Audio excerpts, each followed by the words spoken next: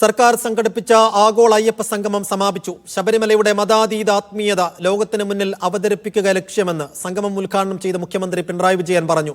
Register ചെയ്തവരിൽ പകുതി പേർ പോലും സംഗമത്തിനെത്തിയില്ല. പമ്പയിൽ ആഗോള അയ്യപ്പ സംഗമം ഉദ്ഘാടനം ചെയ്തു നടത്തിയ പ്രസംഗത്തിലാണ് മുഖ്യമന്ത്രി പ്രതിപക്ഷത്തെയും സംഘപരിവാറിനെയും വിമർശിച്ചത്. അയ്യപ്പ സംഗമം തടയാനുള്ള ശ്രമങ്ങളെ സുപ്രീംകോടതി തന്നെ വിലക്കിയെന്നും അയ്യപ്പനോടുള്ള ഭക്തിയും വിശ്വാസപരമായ ശുദ്ധിയും ഇത്തരക്കാർക്കില്ലെന്നും മുഖ്യമന്ത്രി പറഞ്ഞു.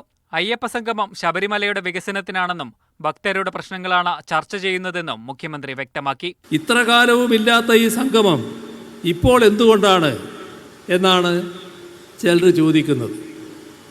മാറുന്ന കാലത്തിനനുസരിച്ച് തീർത്ഥാടക പ്രവാഹം വർദ്ധിക്കുമ്പോൾ അതാവശ്യപ്പെടുന്ന രീതിയിൽ ഉയർന്ന് ചിന്തിക്കേണ്ടതുകൊണ്ട് എന്നതാണ് ആ ചോദ്യത്തിനുള്ള ഉത്തരം. വിദേശ പ്രതിനിധികൾ ഉൾപ്പെടെ 3500 പേർ അയ്യപ്പ സംഗമത്തിൽ പങ്കെടുക്കുമെന്നായിരുന്നു ദേവസ്വം ബോർഡിന്റെയും സർക്കാരിന്റെയും അവകാശവാദം. പക്ഷേ ഉദ്ഘാടനം കഴിഞ്ഞിട്ടും 2000 പ്രതിനിധികൾ പോലും വേദിയിലുണ്ടായിരുന്നില്ല. ഓൺലൈനായി രജിസ്റ്റർ ചെയ്ത 4245 പേരിൽ 623 പേർ മാത്രമാണ് പങ്കെടുത്തത്. ഇതോടെ അയ്യപ്പ സംഗമം പരാജയമായിരുന്നുവെന്ന പരിഹാസവുമായി കോൺഗ്രസ് രംഗത്തെത്തി.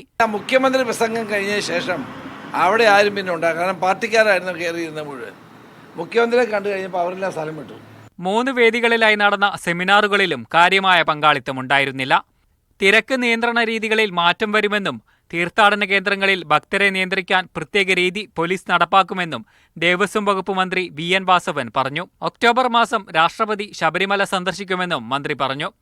സെമിനാറിൽ ഉയർന്നുവന്ന പുതിയ ആശയങ്ങൾ അടുത്ത സീസൺ മുതൽ തന്നെ നടപ്പാക്കാൻ ശ്രമിക്കുമെന്നും മന്ത്രി വ്യക്തമാക്കി. തമിഴ്നാട് സർക്കാരിനെ പ്രതിനിധീകരിച്ച് 2 മന്ത്രിമാർ അയ്യപ്പ സംഗമത്തിൽ പങ്കെടുത്തു. SNDP general secretary Vellappally Natesan, NSS vice president Sangeeth Kumar, KPMS general secretary Punnala Sreekumar തുടങ്ങി വിവിധ സാമുദായിക സംഘടനകളുടെ പ്രതിനിധികൾ അയ്യപ്പ സംഗമത്തിന്റെ ഭാഗമായി. മീഡിയ 1 പത്തനംതിട്ട.